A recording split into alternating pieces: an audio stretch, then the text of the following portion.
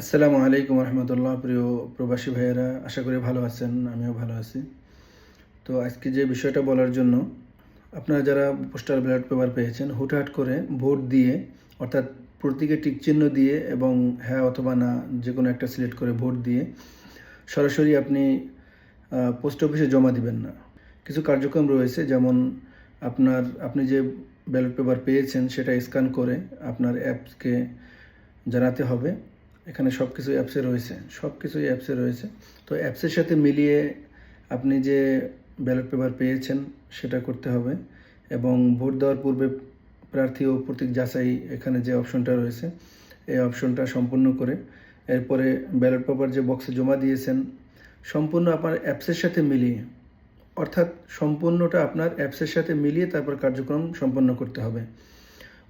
অনেক প্রবাসীরা যদি ভুল করে আপনারা শুধু প্রতীকে টিক চিহ্ন দিয়ে হ্যাঁ না ভোট দিয়ে যদি আপনি ব্যালট পেপারটা জমা দেন, তাহলে আপনার ভোটটা কিন্তু কাউন্ট হবে না।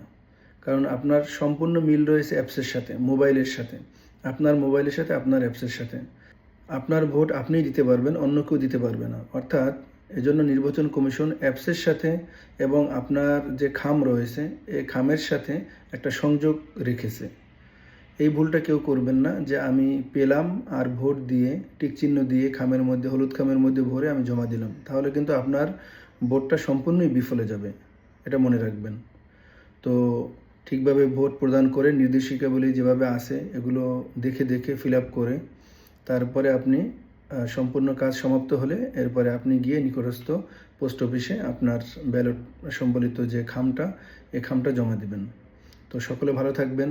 আল্লাহ হাফেজ। দেখা হবে নতুন কোনো ভিডিও নিয়ে। আসসালামু আলাইকুম রহমতুল্লাহ।